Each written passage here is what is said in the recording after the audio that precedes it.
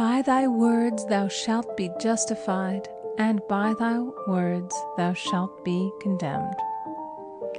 A person knowing the power of the word becomes very careful of his conversation. He has only to watch the reaction of his words to know that they do not return void.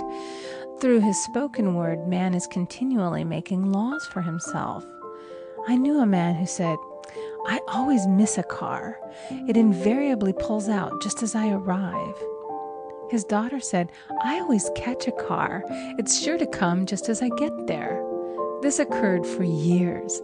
Each had made a separate law for himself, one of failure, one of success. This is the psychology of superstitions.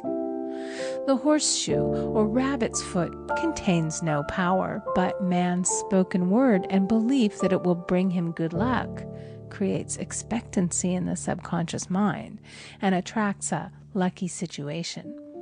I find, however, this will not work when a man has advanced spiritually and knows a higher law. One cannot turn back, and one must put away graven images. For example, 2 men in my class had had great success in business for several months, when suddenly everything went to smash. We tried to analyze the situation, and I found, instead of making their affirmations and looking to God for success and prosperity, they had each bought a lucky monkey. And I said, "Oh, I see. You have been trusting in the lucky monkeys instead of God. Put away the lucky monkeys and call on the law of forgiveness, for man has power to forgive or neutralize his mistakes." They decided to throw the lucky monkeys down a coal hole, and all went well again. This does not mean, however, that one should throw away every lucky ornament or horseshoe about the house, but he must recognize that the power back of it is the one and only power, God, and that the object simply gives him a feeling of expectancy. I was with a friend one day who was in deep despair. In crossing the street, she picked up a horseshoe. Immediately, she was filled with joy and hope. She said God had sent her the horseshoe in order to keep up her courage. It was indeed, at that moment, about the only thing that could have registered in her consciousness. Her hope became faith, and she ultimately made a wonderful demonstration. I wish to make the point clear that the men previously mentioned they were depending on the monkeys alone, while this woman recognized the power back of the horseshoe. I know in my own case it took a long while to get out of a belief that a certain thing brought disappointment. If the thing happened, disappointment invariably followed. I found the only way I could make a change in the subconscious was by asserting, there are not 2 powers, there is only one power, God. Therefore, there are no disappointments, and this means a happy surprise. I noticed a change at once, and happy surprises commenced coming my way. I have a friend who said nothing could induce her to walk under a ladder. I said, "If you are afraid, you are giving into a belief in 2 powers, good and evil, instead of one. As God is absolute, there can be no opposing power unless man makes the false of evil for himself. To show you believe in only one power, God, and that there is no power or reality in evil, walk under the next ladder you see." Soon after, she went to her bank. She wished to open her box in the safety deposit vault, and there stood a ladder on her pathway. It was impossible to reach the box without passing under the ladder. She quailed with fear and turned back. She could not face the lion on her pathway. However, when she reached the street, my words rang in her ears, and she decided to turn and walk under it. It was a big moment in her life, for ladders had held her in bondage for years. She retraced her steps to the vault, and the ladder was no longer there. This so often happens. If one is willing to do a thing that he is afraid to do, he does not have to. It is the law of non-resistance, which is so little understood. Someone has said that courage contains genius and magic. Face a situation fearlessly, and there is no situation to face. It falls away of its own weight. The explanation is that fear attracted the ladder on the woman's pathway, and fearlessness removed it. Thus, the invisible forces are ever working for the man who is always pulling the strings himself, though he does not know it. Owing to the vibratory power of words, whatever man voices, he begins to attract. People who continually speak of disease invariably attract it. After man knows the truth, he cannot be too careful of his words. For example, I have a friend who often says on the phone, "Do come to see me and have a fine old-fashioned chat." This old-fashioned chat means an hour of about 500 to 1,000 destructive words, the principal topics being loss, lack, failure, and sickness. I reply, "No, thank you. I've had enough old-fashioned chats in my life.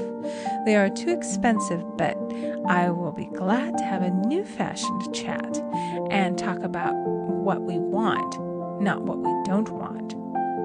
There is an old saying that man only dares to use his words for three purposes: to heal, bless, or prosper. What man says of others will be said of him, and what he wishes for another he is wishing for himself. Curses like chickens come home to roost. If a man wishes someone bad luck, he is sure to attract bad luck himself. If he wishes to aid someone to success, he is wishing and aiding himself to success. The body may be renewed and transformed through the spoken word and clear vision, and disease be completely wiped out of the consciousness. The metaphysician knows that all disease has a mental correspondence, and in order to heal the body, one must first heal the soul. The soul is the subconscious mind, and it must be saved from wrong thinking. In the 23rd Psalm we read, "He restoreth my soul." This means that the subconscious mind or soul must be restored with the right ideas, and the mystical marriage is the marriage of the soul and the spirit, or the subconscious and superconscious mind. They must be one. When the subconscious is flooded with the perfect ideas of the superconscious, God and man are one. I and the Father are one. That is, He is one with the realm of perfect ideas. He is the man made in God's likeness and image, imagination, and is given power and dominion over all created things, his mind, body, and affairs. It is safe to say that all sickness and unhappiness come from the violation of the law of love. A new commandment I give unto you, love one another. And in the game of life, love or goodwill takes every trick. For example, a woman I know had for years an appearance of a terrible skin disease. The doctors told her it was incurable and she was in despair. She was on the stage and she feared she would soon have to give up her profession, and she had no other means of support. She, however, procured a good engagement and on the opening night made a great hit. She received flattering notices from the critics and was joyful and elated. The next day she received a notice of dismissal.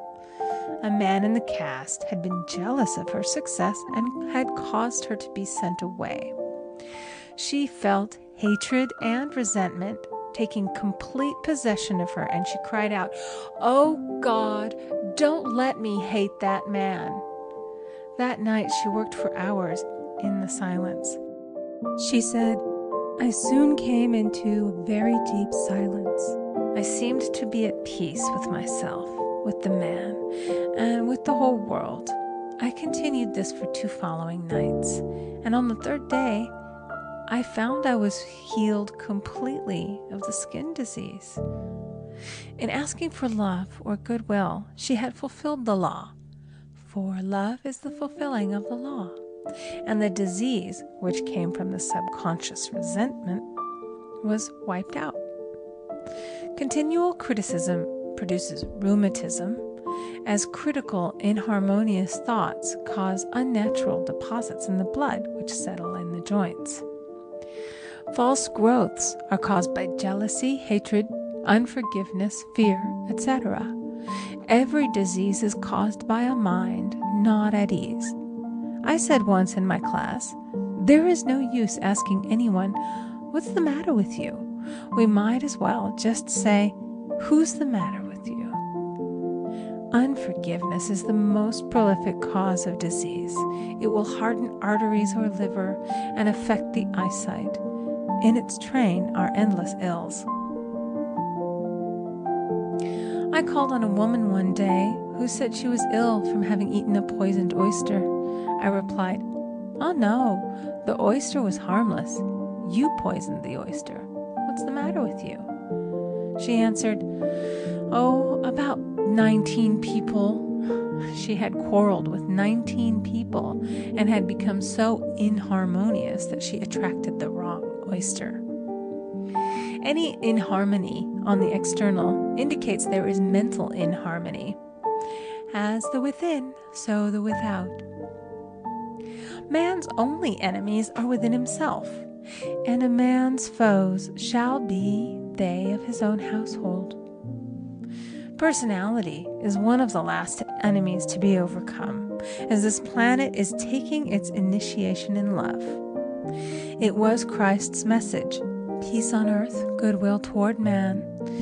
The enlightened man, therefore, endeavors to perfect himself upon his neighbor. His work is within himself, to send out goodwill and blessings to every man, and the marvelous thing is that if one blesses a man, he has no power to harm him. For example, a man came to me asking him to treat for success in business. He was selling machinery, and a rival appeared on the scene with what he proclaimed was a better machine, and my friend feared defeat. I said, first of all, we must wipe out all fear and know that God protects your interests and that the divine idea must come out of the situation. That is, the right machine will be sold by the right man to the right man. And I added, don't hold one critical thought toward that man. Bless him all day and be willing not to sell your machine if it isn't the divine idea. So he went to the meeting, fearless and non-resistant, and blessing the other man. He said the outcome was very remarkable.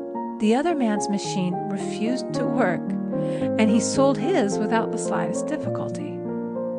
But I say unto you, love your enemies, bless them that curse you, do good to them that hate you, and pray for them which spitefully use you and persecute you. Goodwill produces a great aura of protection about the one who sends it, and no weapon that is formed against him shall prosper. In other words, love and goodwill destroy the enemies within oneself. Therefore, one has no enemies on the external. There is peace on earth for him who sends goodwill to man.